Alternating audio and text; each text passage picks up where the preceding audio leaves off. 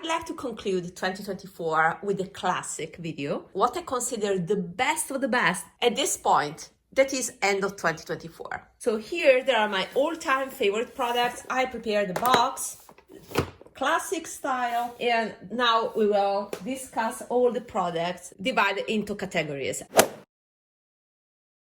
These are my favorite eyeshadows. Now, the best of the best eyeshadows. This is for office. Which number did I pick? And I picked number 04. These Suku are peculiar liquid eyeshadows in the sense that they are emollient.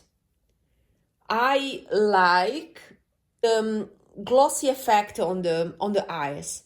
They do not last.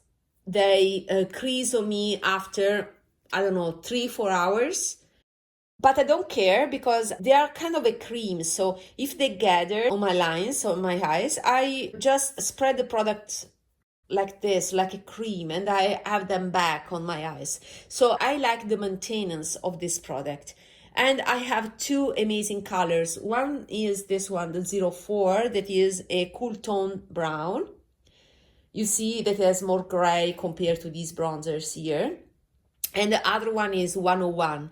I plan to purchase one of the two from the winter collection by Hork Makeup, but it hasn't arrived to Cult Beauty yet. But this is a product that may not be, a wow product at the beginning, but you will appreciate over time. And that was the case for me. This was a rediscovery this year.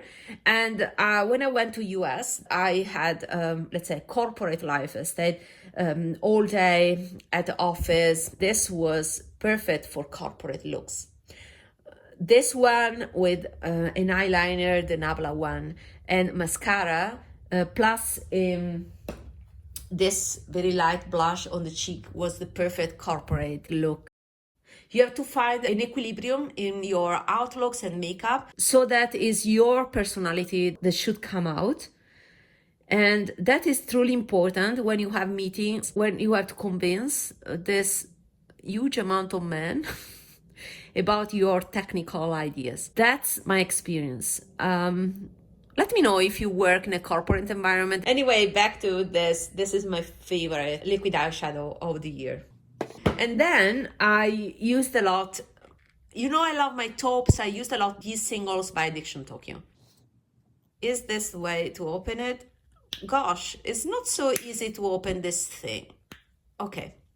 And this is a very unique texture because think about the Suku melting blushes, then add a bit of metallic effect in a jelly form, but is not gel, is definitely a powder, but a sort of jelly effect. I don't know how to explain it, but it is very unique. I like the finish a lot.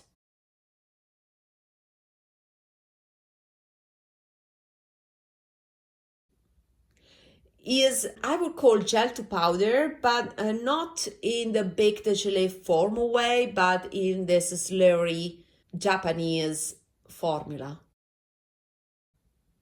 So imagine a suku, but with more gel texture. That would be my description of this. It's a tad to lavender. I see some lavender tones once applied on the eyes, but still, nonetheless, is amazing. And here's my Flashback 010P, and P stands for pearl. You can see this is, I like this more, it's more yellow, and this is more purple.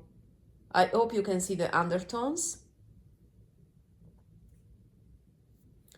But very nice. Again, for those corporate looks, this was the alternative to this for those corporate days.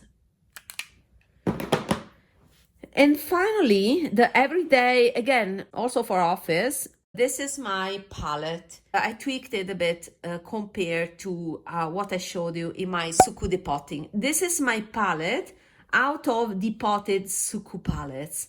These were quads, but the shades I didn't like, I removed them. Sometimes you have quads with one warm shade. Like in this case, for example, this was a holiday palette, 1, 2, 3. and there was an orange, so I removed the orange. So these are, as you can see, my taupes, so taupe browns, grays, olives with some purple tones. There's some redundancy here. I think I will re-edit this palette. Nonetheless, this is my best palette of the year. So it's kind of cheating, but it's made of old Suku quads in the latest formula that has been around since 4 years right now. Because it was January 2021 when the newest signature colorized formula came out, was released. I like this formula, and yeah, this is my favorite palette. For everyday, this is fantastic. And if I want more glam, I will add some Baked Gelée. The two favorite Baked Gelée of the year are these two. I liked it very much, this release by Dior, the Plein de Paris. This is the best Dior release of 2024. The eyeshadows themselves are amazing, are reflective. I use these ones sometimes as liners. So I had a base, a simple taupe look from this palette, this eyeshadow palette, and then I added a little bit of glam, some glitters here. And this is the coarser glitters, even more impactful. And they're very pretty on the eyes. So these duo by Patrick Dar, I'm happy I purchased. I reached for these ones more than my Pat McGrath, just because the Pat McGrath are bulky, while these ones I could recognize them faster and they are more practical because they're much more lightweight and smaller. I came to the conclusion that I need to depot my Pat McGrath Mothership palettes, otherwise I don't reach for them. There will be a depotting Pat McGrath Mothership palettes soon, because before I move abroad, I want to do that work. These are my top picks in terms of eyeshadow: a single powder eyeshadow, single liquid eyeshadows, these Baked Gelée, and this core palette of my Suku depotted quads. And finally, my lips. I don't use lip liners. I have at least 50 lip pencils that I never use. I don't suffer for bleeding, fortunately, until now. I'm fine with my lips. I don't need to, correct anything or overline anything. So what I use is a balm. I finished my Hermes balm. And this one is my favorite of the year. Is an old Tom Ford from, again, I think it was 2016, and is a Moisture Core lip color in shade Pipa. You see how I use this. The gold part is fading. This lipstick has seen a lot of my life.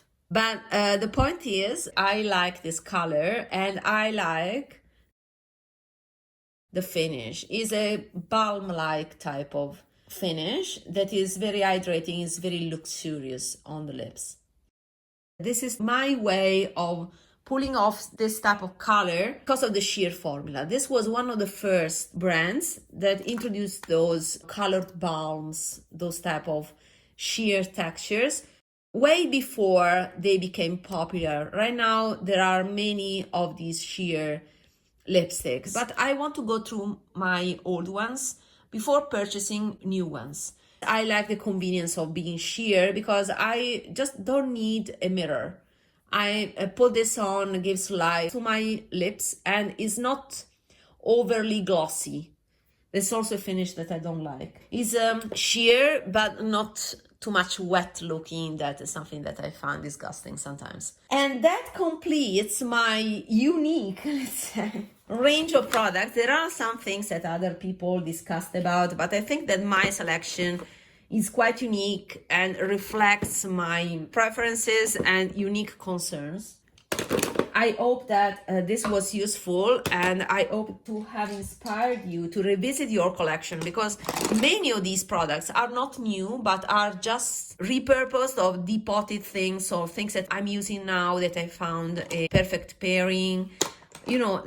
I'm pretty sure you have amazing things in your collection, and rediscovering your gems may be a nice resolution for 2025. For sure, it will be mine. See you in my next video. Bye.